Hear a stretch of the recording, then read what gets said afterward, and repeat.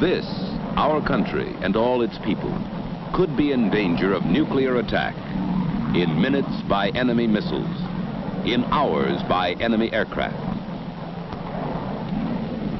Our cities, our farms, our factories. Prime target would be our air bases. With all our aircraft on the ground, our weapons of interception or retaliation not instantly available, we might face another and infinitely more costly Pearl Harbor.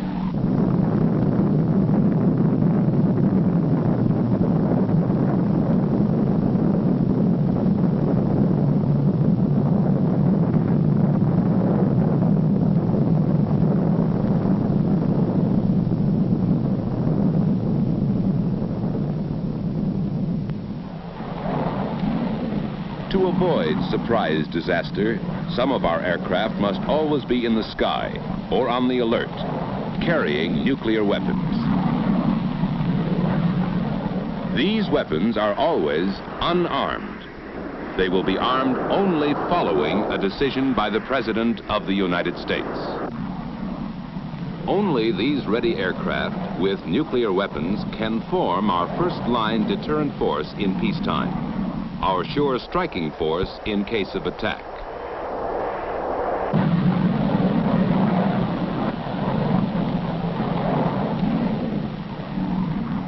We, the American people, understand and accept this necessity for our survival. But we want to know the facts about one question. Do we live in danger of nuclear explosion and radioactive fallout if one of these airplanes should crash, or one of these nuclear weapons accidentally drop? To give you the facts, the United States Air Force presents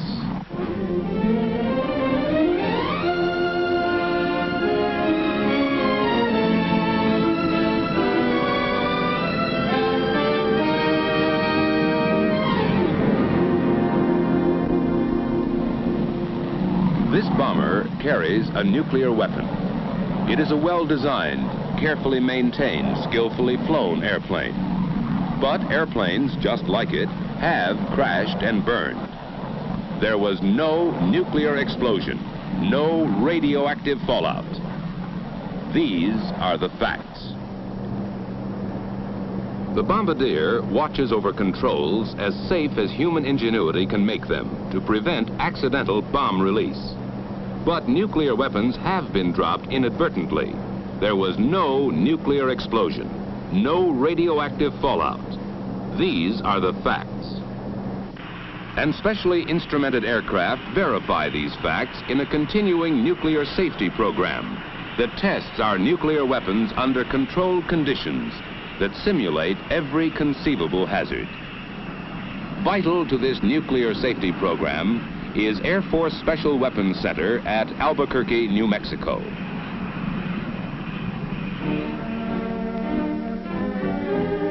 Here, in ultra-modern laboratory buildings, work scientists in and out of uniform.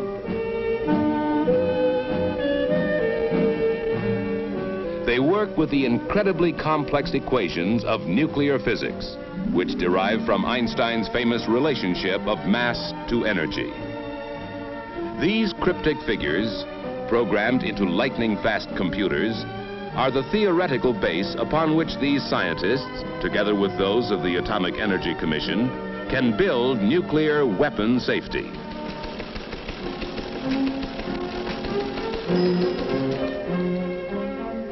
By research, design development, and laboratory test, they ensure weapons not yet built against accidental nuclear explosion.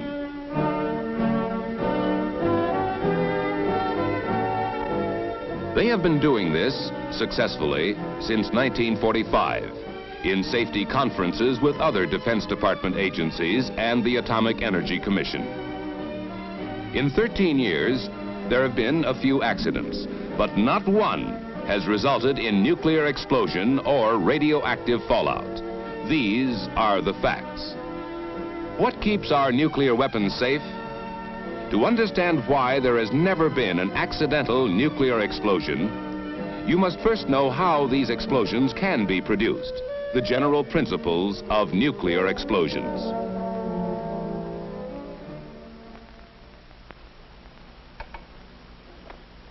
Any explosion is the result of a very rapid release of a great amount of energy. Conventional explosions result from the rearrangement of whole atoms in some explosive material. For example, in TNT, the rearrangement of whole atoms of hydrogen, carbon, nitrogen, and oxygen produces explosive force. On the other hand, nuclear explosions result from the rearrangement within each atom. This may be a joining together or fusion, as in an H-bomb, or the splitting apart or fission, as in an A-bomb.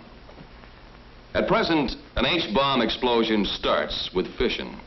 So the splitting of the nucleus of the atom is the basic principle of nuclear weapons. All matter is composed of one or more of the 100-odd elements. Of these, the atoms of the metals uranium and plutonium can be most readily fissioned to cause nuclear explosion. These elements are mildly radioactive. They emit short-range, low-penetration alpha particles while in their unfissioned state. These alpha particles do not have the harmful effects of the longer range and stronger gamma rays, which are given off by certain elements such as radium or by the products of nuclear fission. The atoms of uranium and plutonium are among the heaviest. Heavy because the nucleus of each atom contains large numbers of the fundamental particles called protons and neutrons. When a free neutron hits this nucleus, it splits into two parts, releasing more neutrons which may go on to split other nuclei. The resulting fission products become highly radioactive, emitting the long-range and dangerous gamma rays.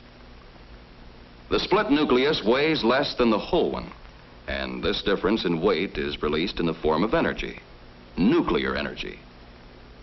After fission, harmful gamma radiation. Before fission, innocuous alpha radiation.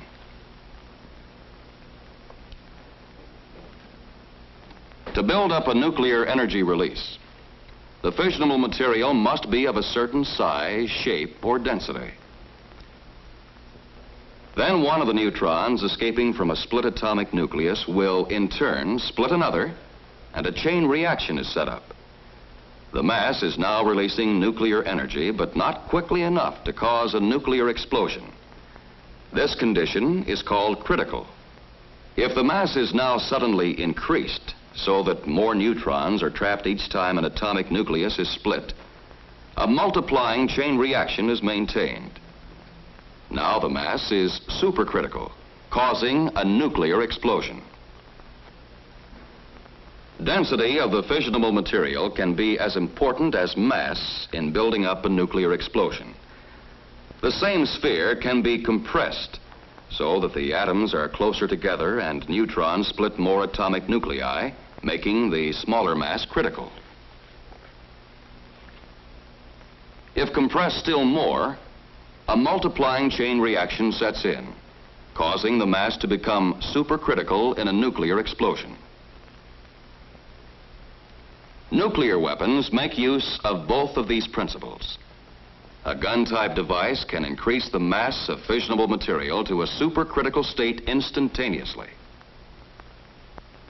One subcritical mass is propelled forcibly into another by an ordinary powder charge. The increased mass becomes supercritical. A multiplying chain reaction builds up until the nuclear explosion. Obviously, if any mechanical device keeps these two subcritical masses apart, the weapon is nuclear safe. Applications of this fact prevent accidental nuclear explosions in gun-type weapons. Another kind of nuclear weapon is the implosion type. It compresses the fissionable material to greater density to make it supercritical. To do this, the sphere is enclosed by a shell of ordinary explosive designed to direct its explosive force inward. This effect is called implosion. The detonators attached to the explosive are connected to a complex firing device which can fire every detonator simultaneously. When all the explosive is detonated simultaneously, the nuclear material is compressed into a supercritical mass, which results in a nuclear explosion. Implosion-type weapons are nuclear safe because only the specially designed firing device can produce the simultaneous detonation of all the ordinary explosive, a deliberate effect possible only by the precise firing mechanism. Should a single detonator be fired accidentally, whether by malfunction, crash impact, or fire, the explosive would not provide the all-around compression necessary for implosion. Instead, it might push the nuclear material out of the shell, break it into small pieces, or even burn it. This unfissioned material emits only alpha particles because no nuclear explosion has taken place. These alpha particles do not penetrate the skin. The simplest precautions can prevent their intake into the body, and the simplest cleanup measures can remove them. So you see, each type of nuclear weapon has its own safeguards against accidental nuclear explosion. These are the facts. And they are based upon practice as well as theory. Specially instrumented aircraft fly the tests that verify what happens inside a weapon, what accident hazards the nuclear components may have to withstand.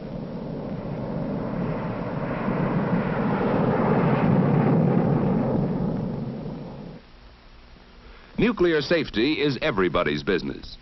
Although Air Force flies the test missions, scientists and technicians from the Atomic Energy Commission and other services man the test range and evaluate the findings of the elaborate instrumentation. Drop tests measure impact characteristics of various weapon types. They are made without nuclear components, so that this precious material is not wasted.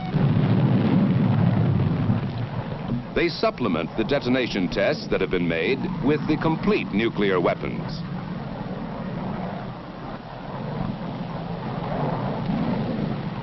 Impact or shock does not cause nuclear explosion or radioactive fallout.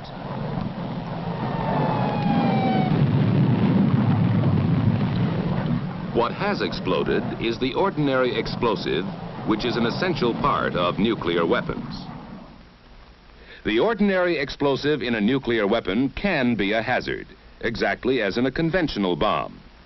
Depending upon the amount and location of the explosive and the speed and height of the drop, we may experience a variety of ordinary explosions. Large ones, small ones, or none at all from impact of the bomb.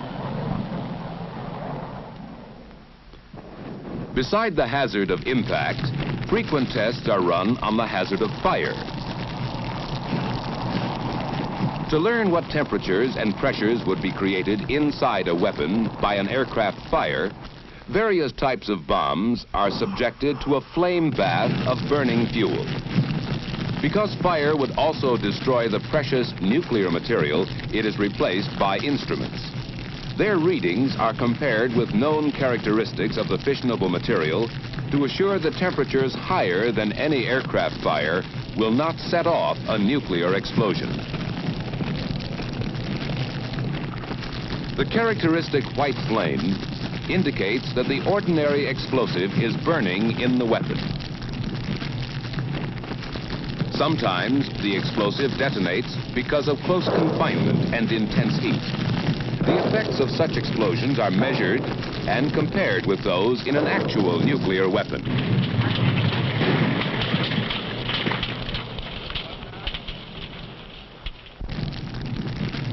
Fire and ordinary explosives do not create the conditions necessary for nuclear explosion.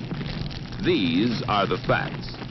And on the vast desert ranges of the Atomic Energy Commission, the facts are verified by safety testing live prototypes of all new weapons before they go into production for our stockpile. The tests are costly in money and manpower, even more costly in the fissionable materials on which our nuclear strength depends. But they do provide insurance against nuclear accidents, which make them a bargain at any price. Some take place deep in the earth. Fantastically complex instruments replace the five senses. They record what happens when some of the explosive that surrounds the nuclear material of a new weapon is deliberately detonated. They record only an ordinary explosive blast.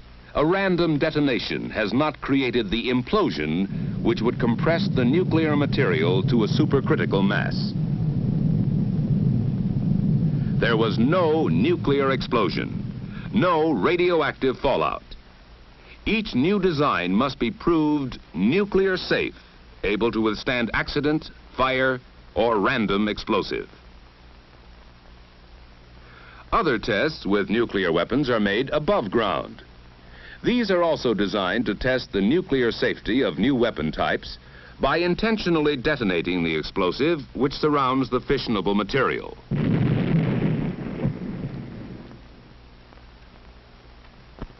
Sometimes these tests also provide data on the side effects to be expected if the fissionable material is broken up by the explosion. Air samplers and test pads are used to gauge the area, intensity, and duration of these side effects. In this way, they learn not only what does not happen when a charge is deliberately fired, but what does.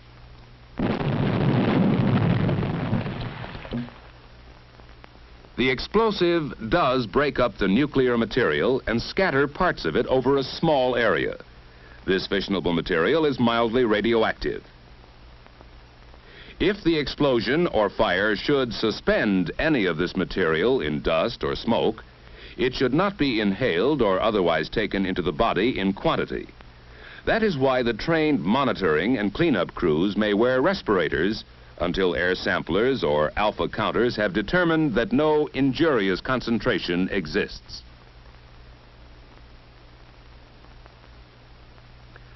The alpha particles emitted do not penetrate skin or clothing, so this material is harmless when on the ground.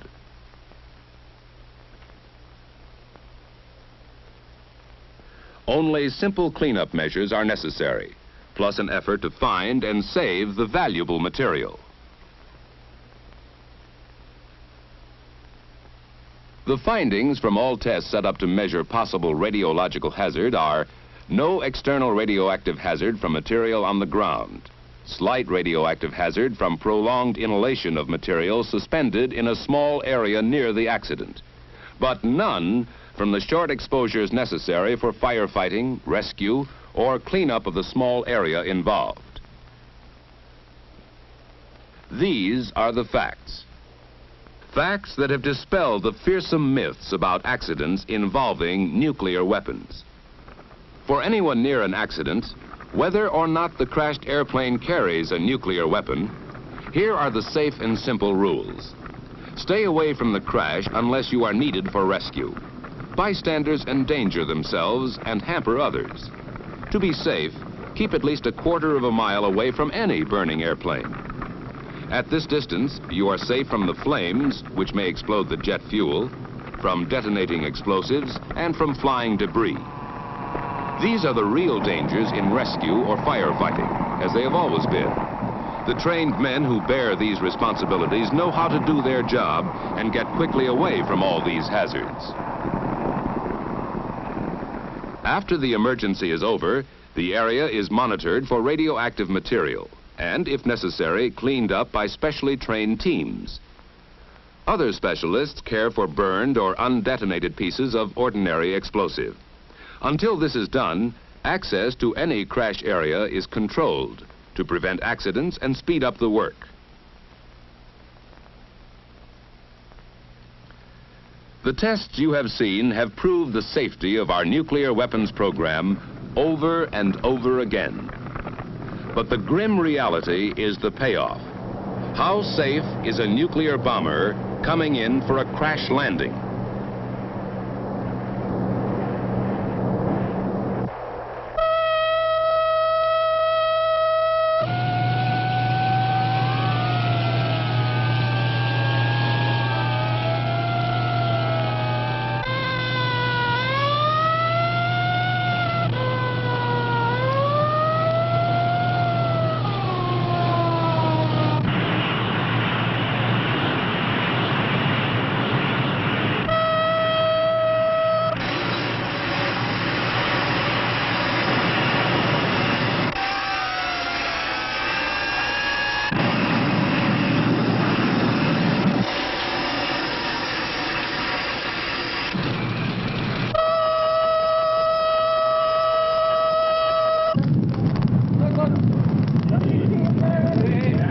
Not the impact of the crash landing, nor the fire which often follows, not even detonation of the ordinary explosive in the weapon, cause nuclear explosion or radioactive fallout. The safety that was designed in during research, built in during development, proved in the laboratory and on the range, has withstood the ultimate tragic test. These are the facts.